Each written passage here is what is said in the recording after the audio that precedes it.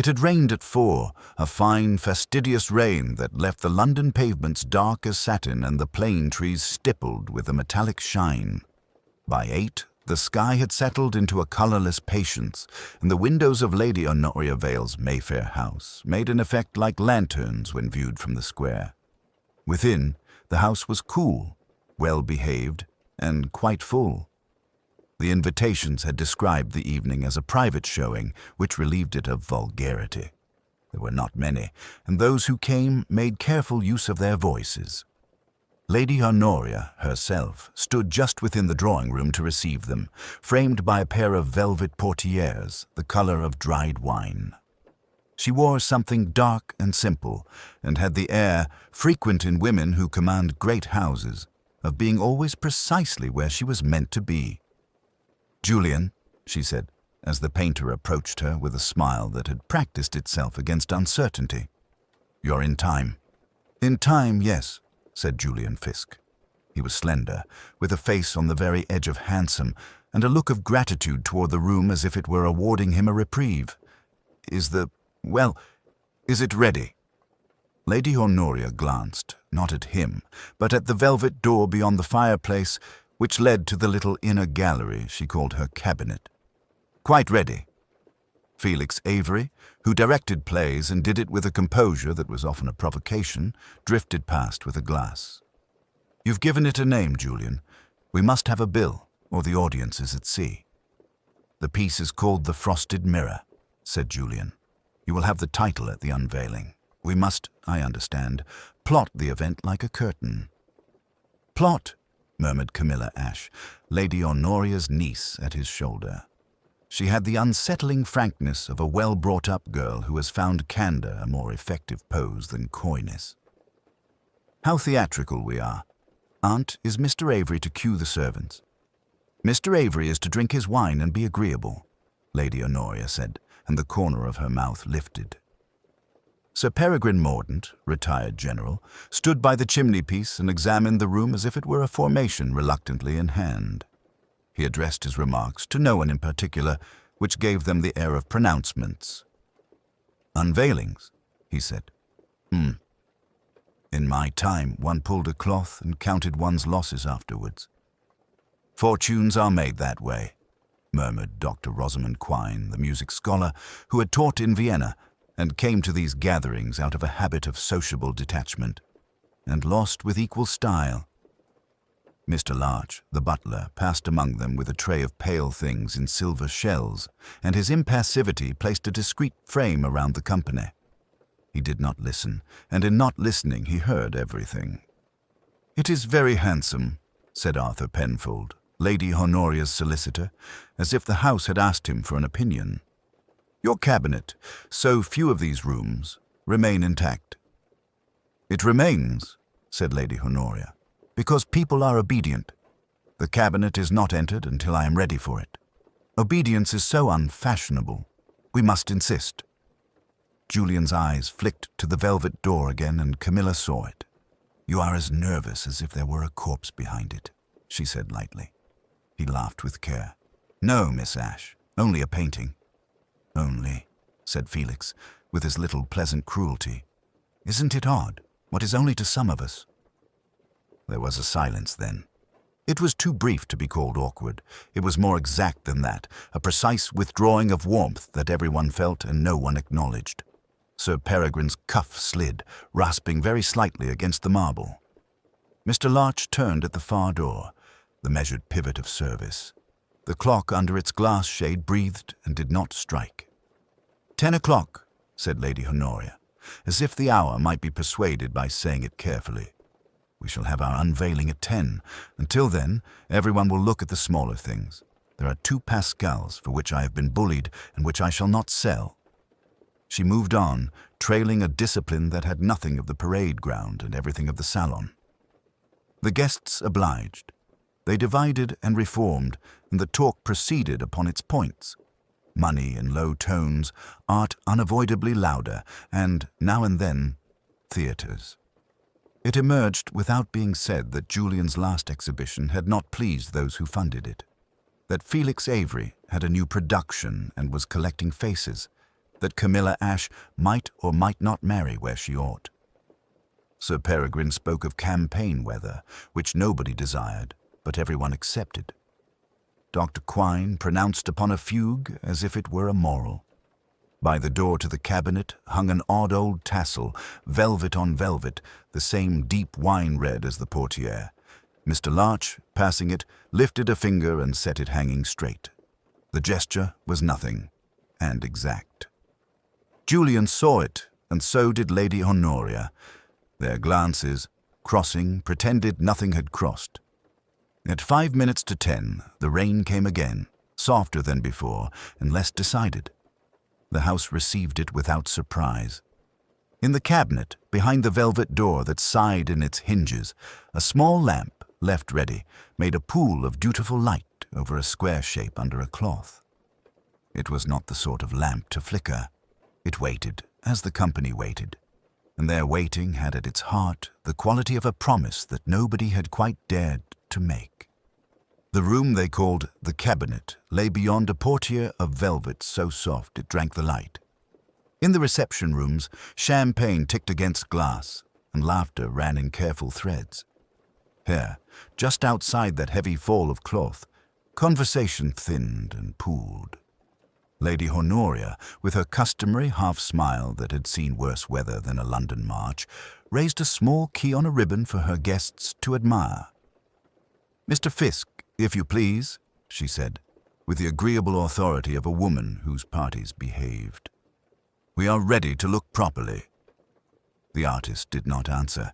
He had, a few minutes earlier, excused himself with that quick, abstracted gesture painters adopt when their own creations have them by the throat. Felix Avery made a little show of consulting his watch. Sir Peregrine Wilde fixed the velvet curtain with the disfavor he reserved for ambushes. "Larch," Lady Honoria murmured, "be so good as to see where Mr. Fisk has mislaid himself." The butler, grave as a liturgy, moved away. Daphne Vale, who had been the still point of so much looking that evening, touched the string of pearls at her throat as if it were an instrument and she unsure of the note. Conversation tried to go on.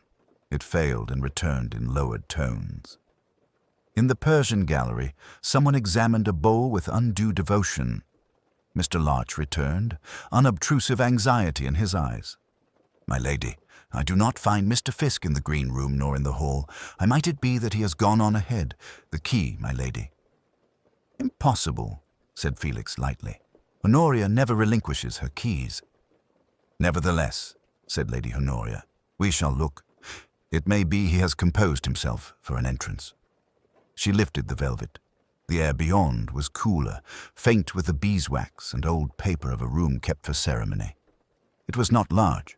A narrow writing table under a mirror, 2 chairs, a low stand, and on the far wall an easel veiled with velvet, its folds spilling like dusk. Mr. Larch reached for the lamps and brought them to a civil glow. Julian Fisk sat in one of the chairs, arranged as if for a photograph, his profile offered to the veiled picture. He had the sensitive man's trick of making stillness seem intentional. For a moment, because everything in that house had a decided elegance, they received it as a pose. Then Daphne said, under her breath, "Julian?" And no one mistook the question. It was not what one would call a dramatic death. There was no disorder. The velvet fell neatly to the parquet. A single glass on the low stand carried the ghost of a bubble. Fisk's hand lay upon his knee, palm upward like a word withheld. His head had dropped a fraction, absurdly courteous, as if the thing on the easel deserved an apology he had failed to frame. Sir Peregrine crossed the room in 3 sounds. Soul, soul, heel. He bent with a soldier's awkward care and put 2 fingers to the pulse, the other hand steadying the fragile temple with its fine black hair brushed back for the evening. "No," he said, and stood away, clearing his throat as though the air had thickened. Lady Honoria did not cry out. She put out one hand and took the back of the other chair, the knuckles whitening, and stood. Felix's face, which had been designed for flippancy, refused the part and turned pale. Mr. Larch's mouth set itself against an old sorrow. "Larch," Lady Honoria said, and her voice was both hostess and cousin to grief. "Telephone. Sir Peregrine, will you be good and keep everyone in the blue drawing room? Daphne, my dear, sit down. No fuss, please." "The doctor?" Sir Peregrine asked. "By all means." She looked at the veiled canvas, as a woman looks at a closed piano, calculating silence. And, "Larch, ring the yard. Ask for Inspector Alleyn if he is available." Daphne had not sat. She moved to the lamp and turned the wick down a fraction, as if brightness were an affront.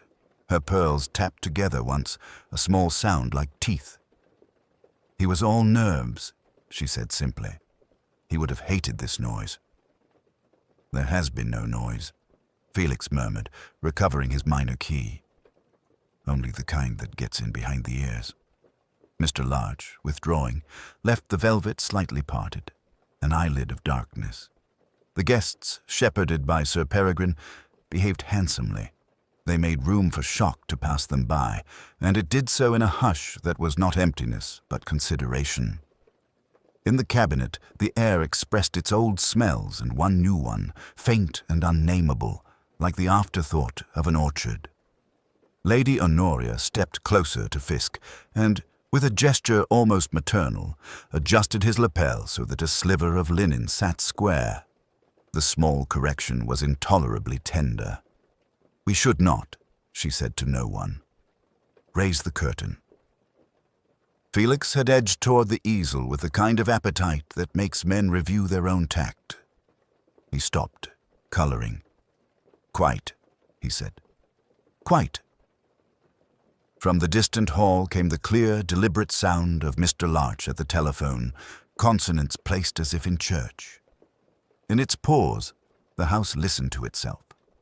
Then, as if it had never been otherwise, the velvet settled, and the room held its breath for the man who observed before he asked. Inspector Roderick Alleyn arrived without flourish, bringing with him the clean smell of the damp morning and a kind of ordered quiet that sat naturally upon the house. He shook rain from his hat in the vestibule, accepted Mr. Larch's discreet offer to relieve him of coat and umbrella, and stood for a moment as if listening to the stillness. Behind him, Inspector Fox loomed with his habitual gentleness, a large, self-effacing presence. "Lady Honoria is in the morning room, sir," said Larch. "Dr. Hartwell is with him, Dr. Whitfield, in the library." "Thank you," Alleyn returned. "You have kept the room as you found it?" "Entirely, sir." Alleyn's glance rested a fraction longer on the butler than courtesy required. It was as if he measured Larch's self-command and approved it. "Good. We will step there first."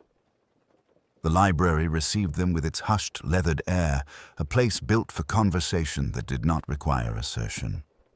Dr. Hartwell, compact and brisk, straightened from the wing chair and removed his stethoscope with a small, apologetic movement. "Quite gone, of course," he murmured. "Sometime after midnight and before 2, I should say. Heart may be implicated. He had a touch of angina." Alleyn inclined his head. He did not contradict. He rarely contradicted anyone at first glance. He moved no more than a yard into the room and simply looked. The wing chair had been drawn slightly off its accustomed angle. The shadow it threw did not align with the rug's pattern in a way that spoke to someone who noticed such things. The lamp was turned low, as if dimness had been an act of consideration. On the small table lay the crystal glass, a mere sip withdrawn, and beyond it a book face down, preserving a page with the resigned finality of a white flag. He smelled leather, extinguished coal, and beneath both a faint sweetness that hovered at the edge of recognition and declined to be named. On the tray trolley stood a decanter of whiskey, the level honest in its candor, and beside it a jug of water with beaded condensation. The water had not been used. A faint, transparent ring on a separate coaster suggested that a second glass had stood and been removed in the last hour. Fox, following Alleyn's eyes, took out his notebook. "Photographs first," Fox suggested softly. "By all means," said Alleyn. He drew his gaze upward to the shelves, to the quiet ranks of history and travel, to a velvet-covered door set flush with the paneling at the far end. It was one of those domestic graces by which a service passage could be concealed without offense. The nap of the velvet showed a narrow, slanting change, like a brush stroke against the pile at hand height. A draught moved it scarcely, yet the door was fully closed. Dr. Whitfield himself had the particular tidiness of a man who was not expected to disarrange anything again. The hand nearest the glass lay open, palm up, in an attitude that suggested, rather than achieved, discovery. The mouth was relaxed. Only a faint discoloration marked the lower lip. His waistcoat was fastened, his tie exact, his cuff immaculate. Alleyn studied the cuff for a long second, attentive to a minute sparkling as if some powdered residue had taken shelter in the stitching and refused to be shaken free. He let his attention travel to the writing table. The blotter was clean, but for a single scored line as though made by a firm hand, returning a pen to its place with restrained impatience. Beside it lay a slim catalogue of Julian Thorne's exhibition, the title printed in sober type. On the margin of a page, a pencil had traced a small, deliberate cross next to "Study the Velvet Door." The pencil itself was not present. He did not touch the catalogue. He stood instead and felt the room settle around him, as if appraising his right to be there. Outside, a carriage passed with a soft swish. Inside, Mr. Larch breathed once, almost inaudibly.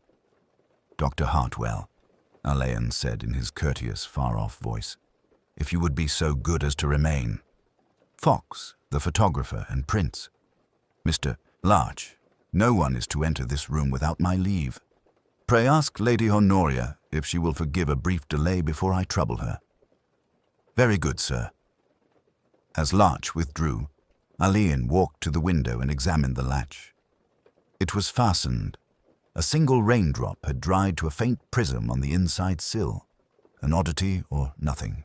He noticed a slight misalignment in the rug's border near the chair, and, kneeling, found the cause in a felt pad dislodged from one brass caster. The chair had been moved with care, and returned not precisely. He rose, dust on his knee. "Dr. Whitfield," he said in a tone that was almost conversational, "did you pour it yourself?" He accepted the room's answer. Silence. It was the sort of silence that belonged to well-kept houses and people who lived by their own exactitudes. It would have to be persuaded, gently, to confess. He turned to Fox. "We will speak with Lady Honoria," he said. "After that, we shall ask the house for its little habits."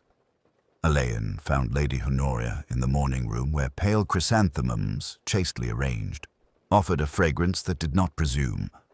She rose with an economy of movement that suggested training rather than temperament, and gave him her hand as one might present a letter, neither cold nor warm, merely appropriate. "You will, I hope, forgive the intrusion," Alleyn said. "My dear Inspector," she returned, "a gentleman in the library makes intrusion redundant. Pray sit. You have, I think, met Mr. Larch?" "Admirably," Alleyn said, allowing himself the ghost of a smile. "May I trouble you for the order of the evening?" Lady Honoria obliged, but with a careful selection befitting a hostess who knew that truth was a crystal turned to catch the light as required. There had been the showing of Mr. Thorne's studies, a brief musical interlude, the dispersal of guests to corners congenial to their temperaments. Sir Giles, a little earlier than usual, had pleaded an engagement. Miss Beaumont had retired to fetch a cloak and lingered, no more than a minute, by the corridor looking on to the garden. Dr. Whitfield, she thought, seemed pleased, even a touch boyish with success. He had been advising Mr. Thorne, she said, and her eyes rested for a fraction upon the catalogue that Alleyn had placed upon the table. On affinities between verse and paint, he was happiest when connecting things. That, she added, and correct forms. Alleyn thanked her and let the silence sit long enough to settle. And the library? A refuge. Guests know they may slip in. I discourage nothing so much as posturing fatigué upon my sofas. Books, after all, do not require upholstery. Was the velvet door used? Alleyn asked, as if asking after a familiar piece of housekeeping. Her look moved to the window and back, the smallest circuit. Rarely. It opens upon a little room annexed when my father kept manuscripts. It now contains, I believe, an elderly escritoire and a short ladder to the service passage. Mr. Larch keeps the key. Quite, Alleyn said. Forgive me. She inclined her head. The admission had been made and the subject closed by tone, if not by content.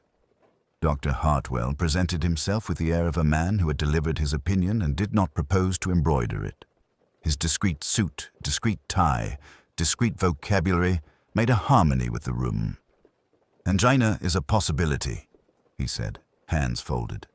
He consulted me several years ago, nothing dramatic. You noticed nothing untoward in the library. A certain sweetness in the air. It might have been a liqueur. He took whiskey as a rule. Plain. He disliked adulteration in beverage and in verse. Any prescriptions currently? None that would concern you, Hartwell said, with a professional compactness that might be mistaken for reticence, but was in fact mere habit. He had excellent nerves. Did he quarrel? Dr. Whitfield did not quarrel. He corrected. Alleyn's thanks were as courteous as his questions. He sent Fox to the library and asked for Mr. Larch. The butler came, immaculate as ever, the equivalent of a barometer needle that refused to flutter in a gale. He stood just so, hands together, eyes attentive but never curious. The drink service? Alleyn asked. A sideboard in the small drawing-room, sir. Whiskey and brandy in their proper decanters. A liqueur, Curaçao, at Lady Honoria's request. The champagne was removed by 11. And in the library? A single glass, sir. Mr. Thorne placed it there earlier in the evening. I observed him take his catalogue into the room and return with the glass untouched. He said the library was beautifully proportioned, and he wished to measure it with his eyes. You observed much, Alleyn said mildly. It is my duty to observe and remember, sir. Who used the corridor after midnight? A few persons passed. Larch returned, and that word few was a net cast with art. Miss Beaumont went toward the garden and returned. Sir Giles stood a moment in the doorway of the little sitting-room and, I think, changed his mind. Dr. Whitfield moved alone. And laughter, Alleyn suggested. A fragment only, sir. 2 voices. Light. It ceased at once. Can you say whose? No, sir, Larch said, and the refusal was dressed as incapacity, not defiance. It was of no duration. Alleyn let it go. The velvet door? The key, sir. Larch produced it on a chain with a muffled click that seemed almost indiscreet in that quiet room. It is kept against draughts. Very proper. We will open it presently. When Larch withdrew, Lady Honoria said with an air of conversational duty, Miss Beaumont is at home in Mount Street. Mr. Thorne lodges in Bloomsbury, Sir Giles, as you know, in Upper Brook. I shan't importune them before luncheon, Alleyn said. People lie less just after breakfast, but they conceal better. He rose. The chrysanthemums did not move in the slight current his departure made. In the corridor, Fox waited with photographs and a sober brow. The house, windless and exact, seemed to be listening from behind its velvet doors. Fox's camera had ceased its discreet ticking, and the library, with its panelled reserve and faint almond ghost, settled again. Alleyn withdrew into the back regions where houses keep their practical intelligence. The swing door to the service passage sighed shut behind him with the soft, culpable sound of things accustomed to being overlooked. Mr. Larch awaited him in the pantry, where silver shone under a linen cloth and a small clock kept a reliable, unostentatious time. The butler's hands were impeccable. One saw at once that they did not, as a rule, shake. "I'm obliged to you, Mr. Larch," Alleyn said. "Your telephone call was exemplary." "One does one's duty, sir," Larch replied. "Lady Honoria is particular." "I dare say." Alleyn let the silence stand, noting how Larch, left to himself, arranged and rearranged a salver by the smallest of degrees. "You set the library tray." "The footman, James, placed it at 9, sir, by my direction. I inspected it at intervals." "What does inspected entail?" "Glasses freshened, decanter levels observed, the small bowl of nuts and chocolates removed when no longer suitable."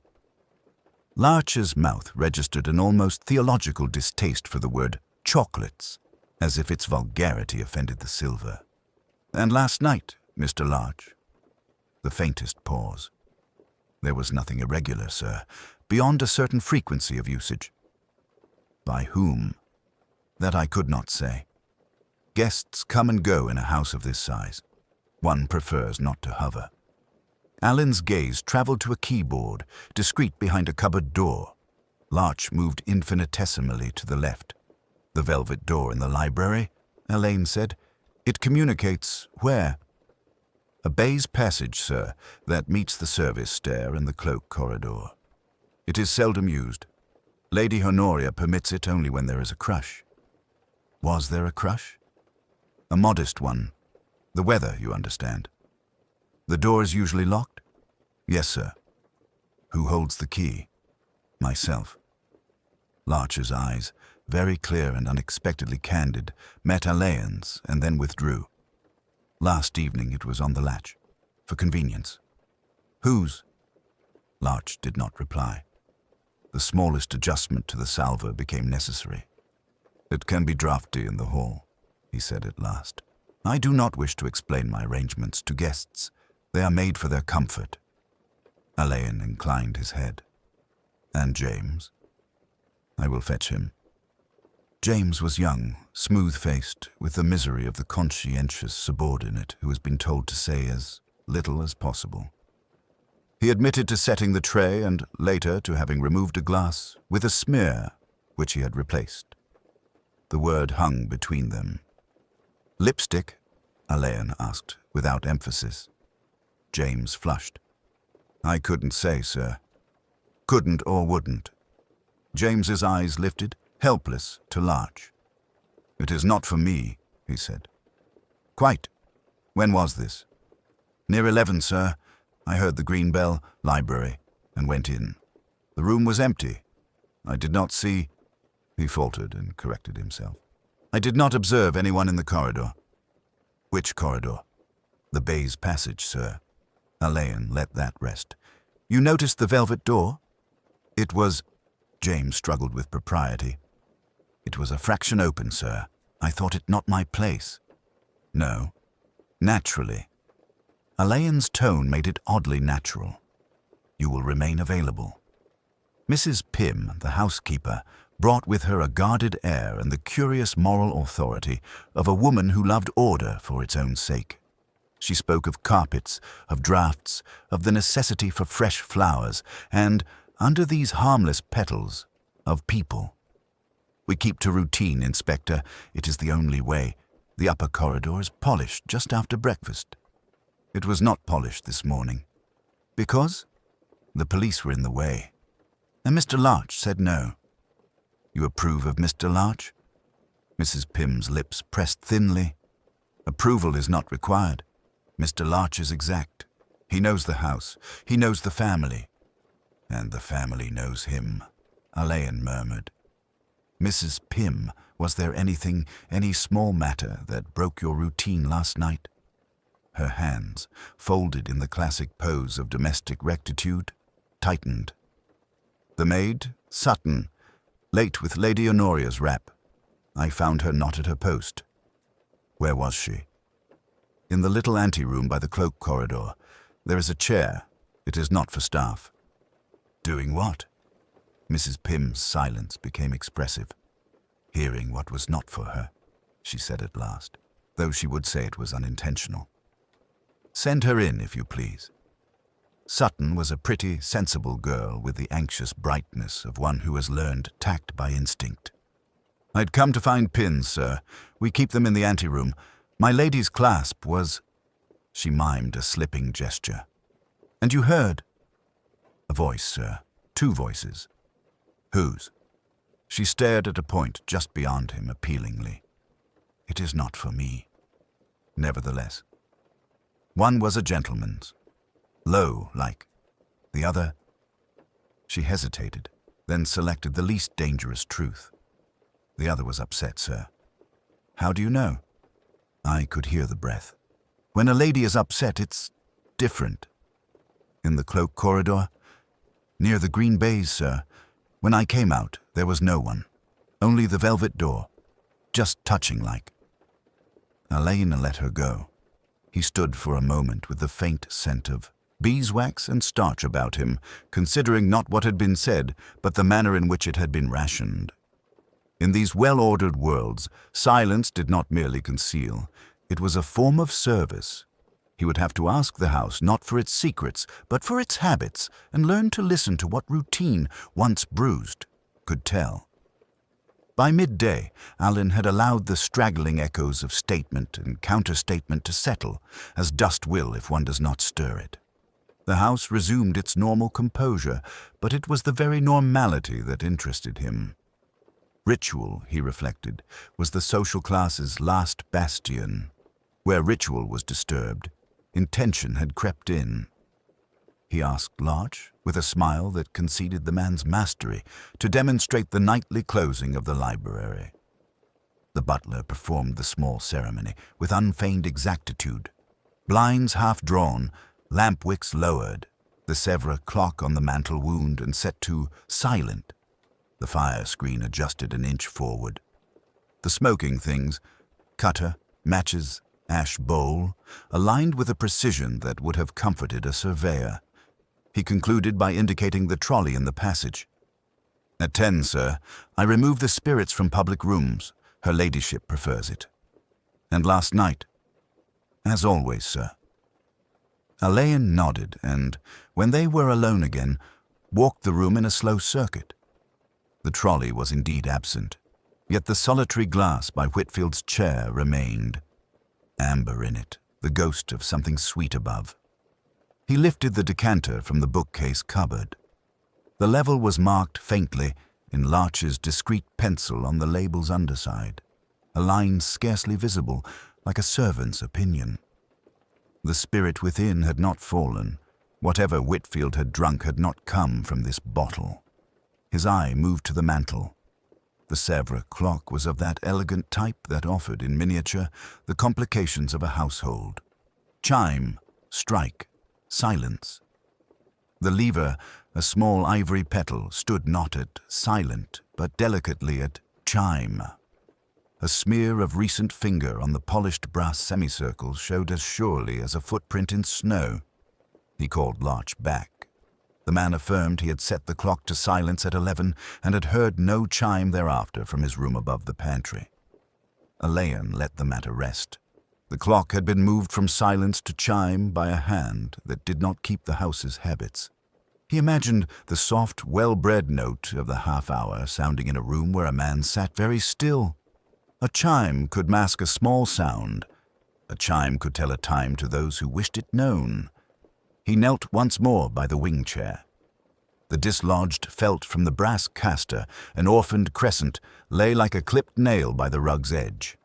There was a narrow scuff in the Persian pattern, running from chair to velvet door, hardly more than a shadow. He touched the nap of the concealed panel and felt, under the velvet, the slight give of a latch that had recently worked. Dust traced his finger. A clean line lay beneath, new as breath on glass. From the writing table, he lifted the Browning and slid beneath it, with 2 fingers, a slip of blotting paper sunk into the leather. The blotter bore no words, but a delicate print of a circle, darker at one edge, where a damp base had rested. He compared it to the glass by the chair. The measure was not the same. Somewhere, within these rooms, a second glass had stood briefly and been removed. Not by Larch, whose routine left no such detritus. not by Lady Honoria, who did not intrude upon the library after guests had gone. Alleyn replaced everything as he had found it and stood listening to the house.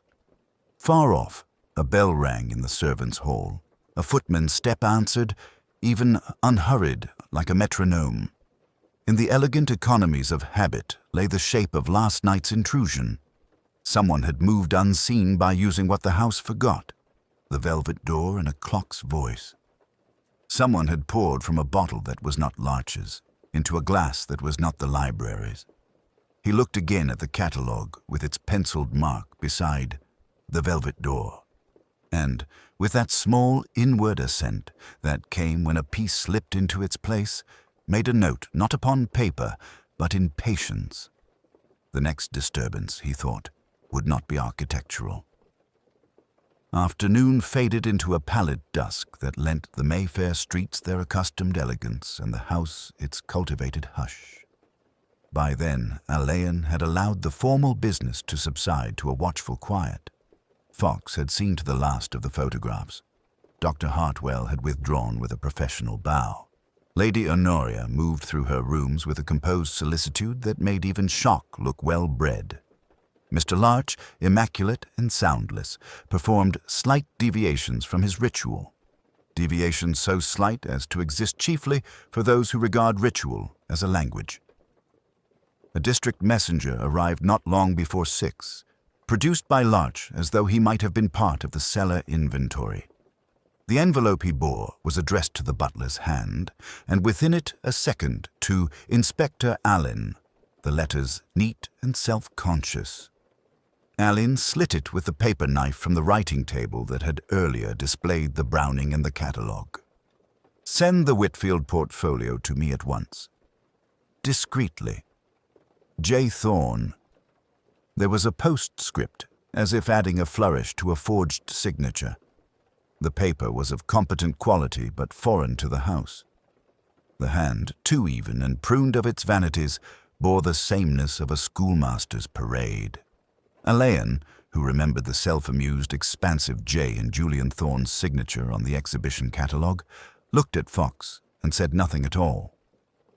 "Was Dr. Whitfield known to keep a portfolio here?"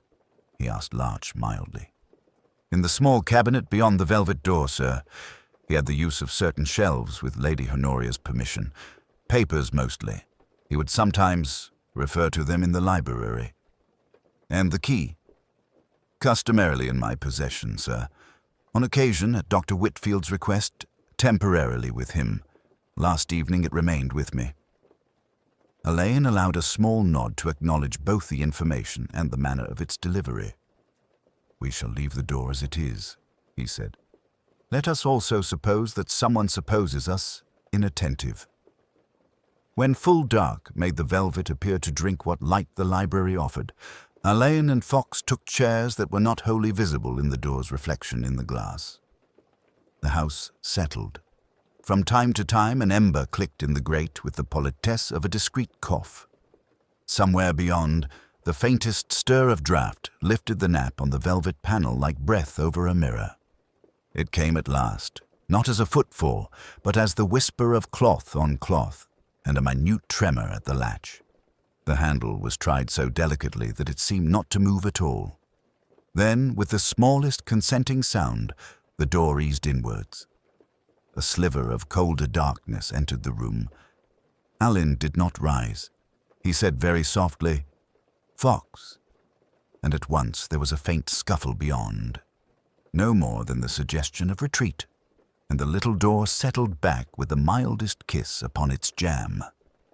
They found nothing so robust as a visitor, but on the inner brass of the handle there clung a pale bloom that yielded to Fox's torch as a faint opalescence.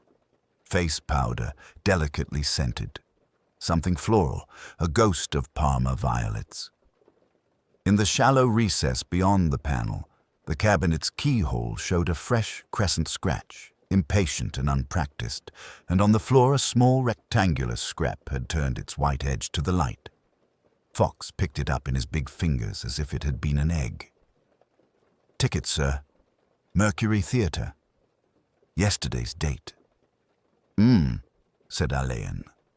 He looked at the envelope again, then at the velvet, then past Fox to the steadfast figure of Dr. Whitfield in the wing chair, custodial even in death. We are asked to send a portfolio. We are invited to believe an artist impatient, and we are shown the shadow of the theatre. He returned the envelope to its place, and with it the notion, already formed, that nothing in this house would announce itself with anything so vulgar as haste.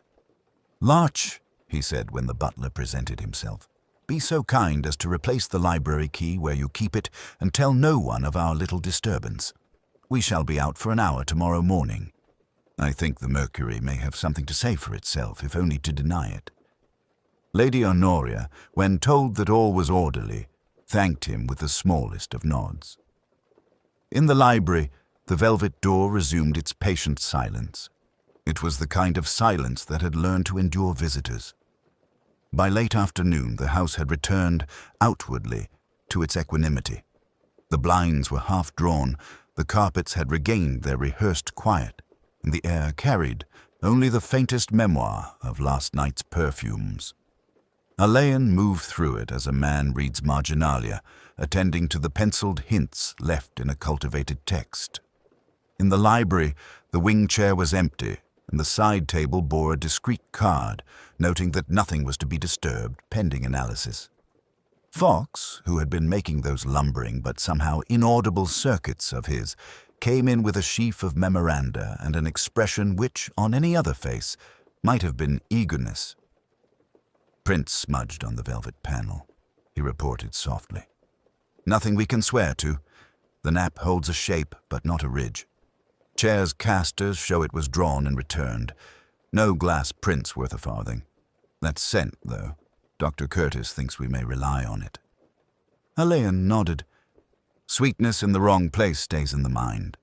Dr. Whitfield took his whiskey plain, according to Mr. Larch, and he did not, so far as I have gathered, indulge a taste for liqueurs. Fox produced a small, carefully folded paper. From the drawing-room grate.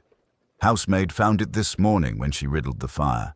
Half-burnt note, Lady Honoria's stationery, the hand not hers.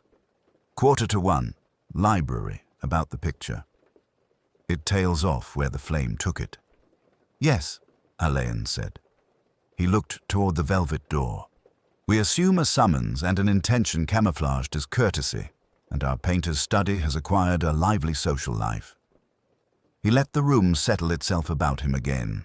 A ritual had been employed, and therefore a change in ritual would be telling. Larch had spoken of the Tantalus in the morning room, locked on principle, unlocked by routine when a certain hour, and Lady Honoria's absence from the drawing-room dictated a late courtesy to guests. Larch had also, with that particular quiet that keeps houses from scandal, admitted that on this occasion he had found the Tantalus relocked before his return from escorting a caller to the door. He had not expected it. It was not the butler who had done it. Alleyn had absorbed this without visible comment.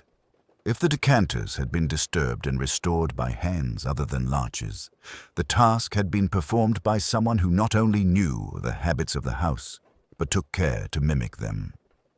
The glass in the library had matched the drawing-room set. A small matter, yet in a world that ran upon small matters, suggestive. He considered, too, those faces that had moved through his discreet interviews. Lady Honoria, steady as a clock in a long case, had given him both information and its frame. Sir Giles had bluffed and blustered, then fallen into a careful patience that suggested a man watching himself. Clara Beaumont had carried her bright poise as one carries a porcelain bowl, 2 hands beneath to keep it from tipping. Julian Thorne had been all surface courtesy with the flicker of something raw at the edges. Fatigue, yes, and the anxious pride of a man whose work had the bad manners to show, people themselves. From the servants came what they always brought to such scenes, a level intelligence that refused invention. The footman, looking offended by his own memory, had seen a figure cross the landing near 1 o'clock and pause at the library door. The housemaid had dusted the velvet panel in the morning and had felt, with the uncredentialed precision of such hands, that the nap lay one way at noon and another at dawn. None of them, Alleyn reflected with charity, would willingly entangle their knowledge with consequence. Larch least of all. Yet in his very carefulness, Larch had disclosed the single fact that for him was unpardonable. Someone had used the household's refinements as if they belonged to them. There had been the small collapse, Miss Beaumont's pallor in the blue morning room, the swiftly produced vinaigrette, the hushed assurance that it was only nerves. There had been the painter's absence for an hour he could not quite account for, put down to a brisk walk in the square and an undistinguished breakfast in a cafe that could not remember him. There had been Sir Giles' letter delivered at luncheon and pocketed with a cheerfulness too exact to be natural. Alleyn understood he was meant to choose among these, but he did not, as yet, choose. He let the dust settle as it wished, watched where it lay, and where a finger's width of polish showed through on a surface that should have been uniformly dim. He thought of the Browning, its ghastly domesticity, of the penciled mark in Thorne's catalogue and the absent pencil, of that faint trace upon the velvet door where a hand, impatient or uncertain, had steadied itself. "Very good," he said to Fox, almost absently. "Not yet, though." Fox, who trusted that tone, folded his memoranda. "You'll see them all again, sir. In the evening, people are less themselves in the morning when they've rehearsed. By lamplight one sees what has not been learned." And in the meantime, Alleyn would continue to be told, not by confession but by arrangement, who in this beautifully managed house had found a quiet method for an untidy purpose, and believed it would look, in the right glass, like an accident. Alleyn sent Fox to the yard for a quiet word with the analyst, and asked that the principals remain conveniently within call. Then, with a courtesy that admitted of no refusal, he requested a few minutes with Lady Honoria in the library. She came without protest, though the faintest tremor in the set of her mouth suggested that surrendering any portion of her domain, even to necessity, was repugnant. "You will forgive me," he said, "if I ask that we look behind your velvet door." "It is an old-fashioned conceit," she returned, almost briskly. "A relic of days when sick rooms were kept in order and medicines locked away. There is nothing romantic about it, I assure you." "Nothing for which romance is required," said Alleyn. She drew a small key from a narrow chain at her waist and, after a fractional pause, set it in the lock. The door opened on noiseless hinges, revealing a shallow press lined long ago with faded velvet, its shelves divided into neat compartments. The air that drifted out had the restrained mingling of spirit and herb, shop-clean almost, aye, with a deprecating sweetness that belonged to neither leather nor old books. "Sir Alistair's illness," she said. "The physician required that certain tinctures be at hand. I have kept it locked on principle." Alleyn stood aside and let her compose the scene with a glance. The shelves were in admirable order. A glass measure with delicate gradations, a stoppered bottle labeled sal volatile, small brown phials with meticulous hands naming their contents, a square, heavy decanter half filled with brandy for night doses, its level unchanged, and on the middle shelf a pale ring in the dust where something had recently stood. In the far corner, resting as if put down absent-mindedly, lay a slender pencil, the utilitarian sort, a faint amber stain dulling its point. "I don't, of course, consult this press," Lady Honoria said. "Mr. Larch has the discretion required when the household is in need of, well, remedies. You opened it last night." Her gaze met his, unflinching. "At my instruction, Miss Beaumont looked unwell. Larch fetched sal volatile. He assures me he relocked it immediately." Alleyn inclined his head toward the disturbed nap upon the outer door. "And after midnight?" She hesitated, and for the first time the iron of her breeding gave way to something like weariness. No, Inspector. After midnight, the house was in order. He took up the pencil with gloved fingers and turned it in the light. This is not from the writing table.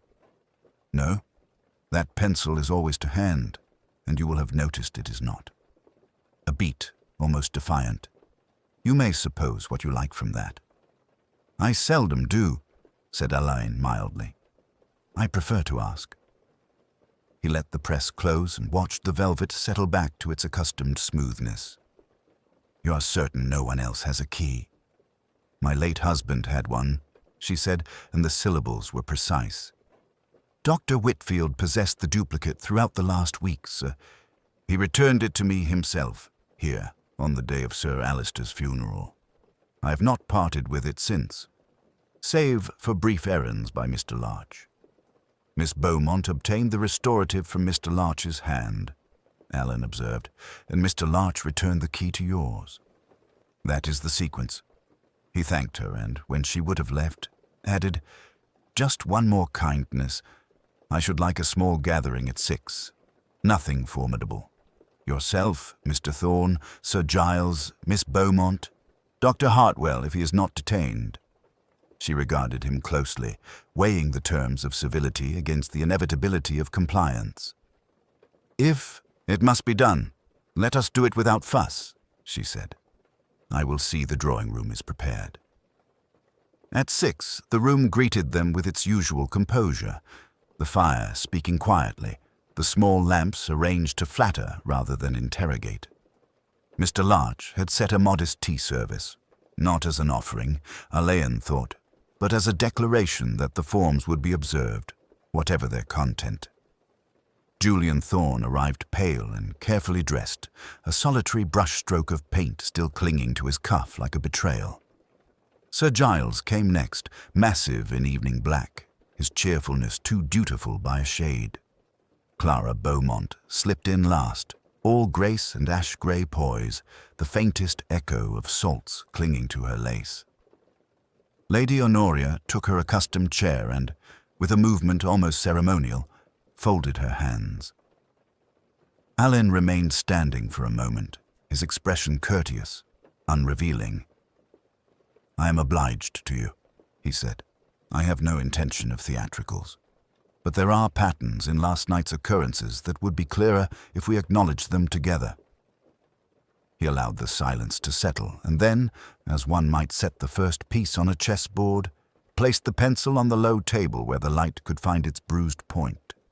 We shall speak, he added gently, of small things that do not quite fit, and of doors, literal and otherwise, that were opened. The hush that followed was not fear, but anticipation of a formality no one could escape, as inevitable and as decorous as a final bow. By late afternoon, the house had composed itself into that delicate simulacrum of normality which well-run establishments contrive even under strain. Alleyn, who had an instinct for using rhythm as a tool, asked that the principal guests and Lady Honoria gather for a brief word in the drawing-room. He stood not as a magistrate, but as a courteous caller prolonging an earlier visit. Mr. Larch, attentive as a metronome, placed a small tray of the evening's liqueur glasses upon a side table, their bowls catching the pallid light. I am obliged to you all, Alleyn began, his voice as level as the surface of the polished piano. I find it helpful to revisit the ordinary. It so often proves the only reliable witness, if you will indulge me. Sir Giles, square and slightly grey about the temples, gave a grunt that he converted, too late, to a word of assent. Clara Beaumont, pale but composed, folded her hands like a chapel mourner and kept her gaze on the carpet's discreet pattern. Julian Thorne stood near the mantelpiece as if reluctant to cast a reflection in any of the gilt-framed mirrors. Last night, Alleyn continued, when the brandy had ceased to be fashionable and some preferred a sweeter end to the evening, from whom did the liqueurs come? From the morning-room, Lady Honoria answered with quiet readiness. A small assortment at the back of the sideboard. I'd asked cook to provide them. Yet the glass beside Dr. Whitfield was not one he would have chosen. Mr. Larch tells me so. It seems, then, that his last drink was not poured by habit. There was the faintest stir, less a movement than a minute displacement of air. Sir Giles looked at the window with a soldier's disapproval of draughts. Julian's fingers traced the worn edge of a book lying on the mantel. "I saw no one serve him," Clara said, so softly that Mr. Larch advanced a step as if to hear, then drew back at once. Dr. Whitfield passed me in the corridor. He looked thoughtful. I supposed he sought solitude. Alleyn inclined his head. "Quite."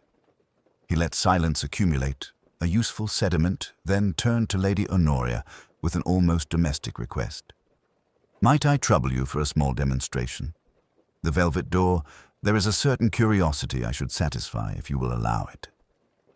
If she hesitated, it was with a hostess's reluctance to make a show of household apparatus. "Certainly, Inspector." She led the way to the library with the measure of one who ran a ship on polished brass. Mr. Larch stood aside. Alleyn observed, as one might observe a ritual, the slender key on Lady Honoria's chain, the unhurried insertion, the soft yield. Within lay a narrow recess, shelves of decanters, old cordial bottles in pale amethyst and faint green, 2 slender silver funnels, a velvet-lined box for tasting spoons, and, on the lowest shelf, a small space free of dust where, recently, something had rested. On the inner rim of the shelf, a faint ring, delicate as a watermark, could be seen when the light caught it, precisely the diameter of the lady's glass. "A tidy cupboard," Alleyn remarked, neutral as a weather report. "I keep Sir Alistair's cordials here," Lady Honoria said. "We found the sight of them in the drawing-room vulgar." The housemaid noted the pile disturbed. Alleyn said gently, "And last night, this ring. Such circles write a diary of habit or of its departure." Her eyes, very steady, did not leave his. "We live, Inspector, by a sequence of small obediences. When they fail, one notices." He examined the silver funnels, one faintly sweet to the nose, and an empty phial in the velvet box whose residue had left a ghostly bloom around the mouth. He did not touch it. He looked instead at the Browning on the writing table, the penciled mark still absent, the page unchanged. "Thank you," he said simply, and they closed the door together, the velvet pile smoothing under her palm like a creature soothed. In the corridor, Julian Thorne waited without appearing to have waited. "Inspector, if it matters, Dr. Whitfield asked me yesterday to sit with him for an hour today. He said there was something he would put right. He told me not to be alarmed by the will. It was, he said, a practical kindness to free me from obligations." "Obligations?" Alleyn asked. "To men who pay to see themselves and dislike the truth," Julian said, and colored. "I don't want his money, Inspector. Only, never mind what artists want. It doesn't signify." "On the contrary," Alleyn said, "it signifies very much." He returned them by degrees to the drawing-room where the gentle quiet had not altered. He asked nothing further. The assembly dissolved with the tactful swiftness of people escaping a draught. Only Lady Honoria remained for a moment, her hand lying on the back of a chair, perfectly placed. She did not speak, nor did he. It was not the hour for words. Outside, a sparrow made an unconvincing business of a puddle. Within, Alleyn felt the case draw breath, preparatory, as if a curtain were about to rise. No trumpet, only the faintest rustle of velvet, and the sense, unmistakable to a man of the theatre, that the next scene would not permit interruptions. They did not handcuff Clara Beaumont. Fox, with his unfailing gentleness, offered her a cloak against the damp, and Lady Honoria herself fastened it at the throat with fingers that did not tremble until the last hook. Mr. Larch stood a little apart, as if to preserve the decencies of privacy, even in a hallway momentarily invaded by the world.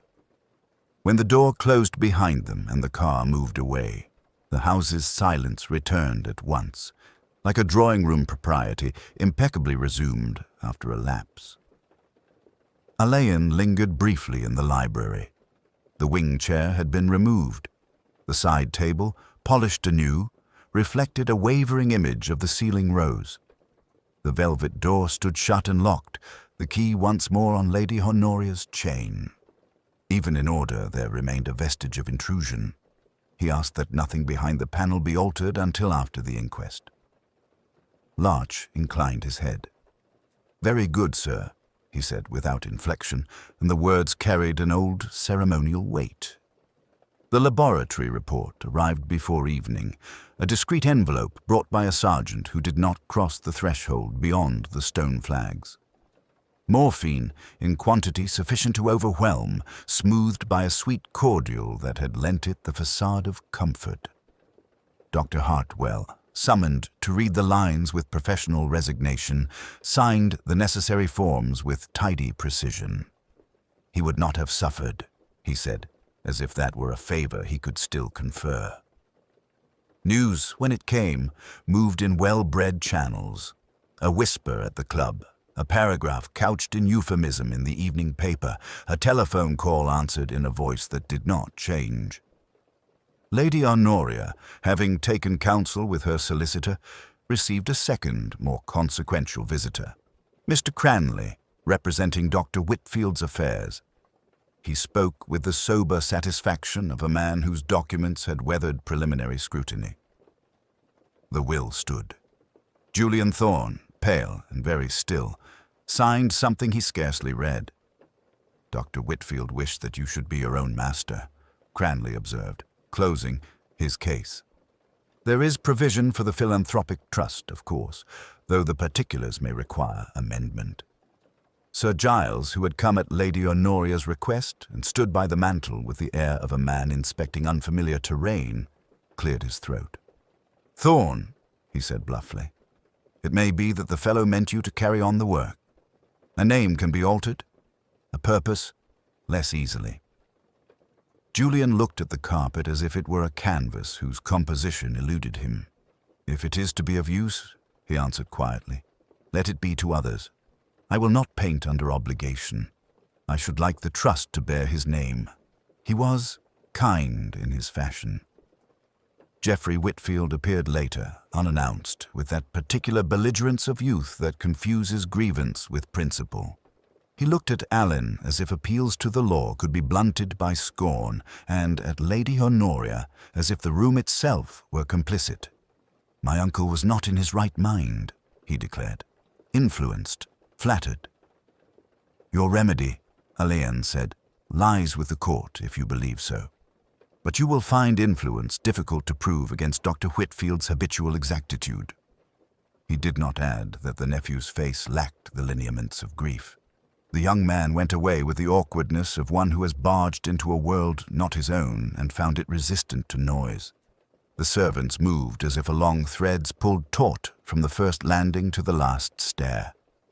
In the housekeeper's room, a saucer held the shepherdess's porcelain fragments in tidy sequence, awaiting the restorer Lady Honoria would quietly summon. It would be mended, no doubt, with a faint tracery where the break had run, visible only to those who knew to look. Larch oversaw the return of glasses to their cupboards with the gravity of a ritual, setting aside, without comment, the delicate liqueur stems as one might reserve mourning. Clara Beaumont, at the Yard, spoke without embroidery and signed without delay. There would be remand, a solicitor, a hearing. The word mercy, which had hitherto lived only in her private vocabulary, would be weighed and found wanting by people who had never seen a man beg for sleep at the end of his endurance. Alleyn did not presume to imagine the jury's mind. Pity and the law, he reflected, are poor sharers of a bench. Evening touched the square with its lamp-lit geometry. A faint scent of roses drifted through the slightly open casement of the unused study where Alleyn sat to make his notes. The case had moved as such things ought to move in that district, softly, without display, leaving only the altered facts behind. He closed his notebook and let the last of the light go. What remained was a single image, a velvet door, closed again, and the knowledge that its lock had never been proof against need. He would sleep, perhaps not profoundly. In the morning there would be the inquest and the formalities that follow truth when it has been spoken aloud. After that, reflection. A week later, Alleyn returned to Lady Honoria's house under a sky of high, thin cloud that turned the autumn light to porcelain. The brass plate on the door shone as if newly burnished.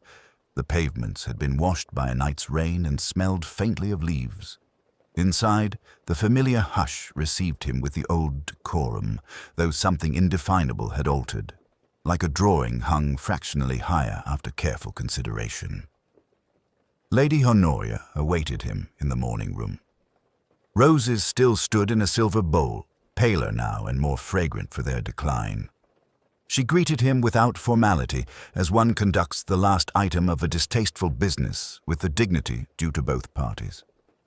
"You have come for the key, Inspector," she said, producing from a small lacquered box the slim length of brass that governed the velvet door. "Only if you will part with it, Lady Honoria." "I shall keep its duplicate," she replied. "One must acknowledge the power of symbols, even when they displease." She placed the key upon the tablecloth and regarded it as if it might yet instruct her. "I have ordered the inner recess to be emptied and the cordials dispersed. It seems a trivial action, but one begins somewhere." Mr. Larch entered with coffee, and Alleyn found himself measuring the man's unobtrusive composure against the week's events. Larch set the tray with a minute straightening of the cups that spoke of ritual restored. When he withdrew, the door closed without a sound. "It is curious," Lady Honoria continued, "how a household remembers its own past. One can almost hear the old phrases returning, the tray at past, the lamps at 6, and yet the house knows. If walls could be said to possess conscience and routine often quarrel," Alleyn said lightly. "Households, like people, manage their compromise." They went presently to the library. The wing chair had been returned to its proper alignment. The caster now sat squarely upon its felt pad. The Browning lay where Larch had restored it, closed and spine outward. The velvet door, when Lady Honoria touched it, yielded its soft whisper and disclosed shelves now bare save for the pale rings that memory leaves on surfaces once obliged to serve. "Will you have it relined?" Alleyn asked. "No," she said. "Let it keep its faint marks. I prefer honest reminders to genteel erasures." They stood together for a moment, two cultivated people sharing the grief of a house. The faint scent of leather and old paper seemed less complicit than before, as if relieved of a secret unwisely entrusted. "Mr. Thorne wrote to me," Lady Honoria said as they returned to the morning room. "The Foundation progresses. He asks for permission to reproduce the study in the first pamphlet. I'm unsure." "It is not a pretty thing," Alleyn observed, "and yet it trues to its subject. The door, half seen, half suspected." She smiled faintly. "A tedious truth that our doors are rarely as solid as we claim. Very well, I shall permit it." Inspector Fox, arriving with quiet tread, produced a small parcel. "From the laboratory, sir," returned as requested. Within lay the delicate glass, its crystal now cleansed of chemical story, and the silver funnel unpolished as if ashamed of its luster. Alleyn looked at them without triumph. Tools of civilization, perverted by necessity and fear. He nodded to Fox, who departed with the same tact that had carried him through the worst of the week. "It troubles you," Lady Honoria said, not unkindly. "Every case troubles me," Alleyn replied. "Only some declare the trouble more plainly." "Do you believe," she asked after a pause, "that Dr. Whitfield would have spoken?" Alleyn considered the roses, their petals loosened by time rather than touch. "I think he would have sought a way to keep his conscience intact without wounding another's life. He was a man of balances, yet balance, once threatened, can look like judgment to those who fear it." Poor child, Lady Honoria murmured. Poor Marcus. When he rose to take his leave, she pressed the key into his palm. Keep this for a little while, Inspector. Indulge me. If I ask for it back, I shall know I've forgiven the door for what it made possible. Outside, the air held that curious brightness which belongs to London on the days between weathers. Alleyn stood for a moment on the steps. The case had arranged itself as cases do. A wrong glass in the right place, a trace upon velvet, a chair not quite returned, a poem too apt to be irrelevant. The law had said what it must. The people had borne what they could. He slipped the key into his pocket and felt its weight, too slight to register, and yet undeniably present. Fox joined him, hat already tilted against an imagined shower. "A quiet ending, sir." "As quiet as we deserve," Alleyn said. "Come along, Brer Fox. There's nothing more to be done, but remember."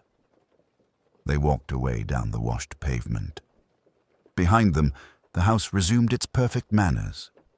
Somewhere within, a petal gave up its hold and fell soundlessly upon polished wood, leaving no mark that would not polish out, save in the mind of anyone who had seen it fall.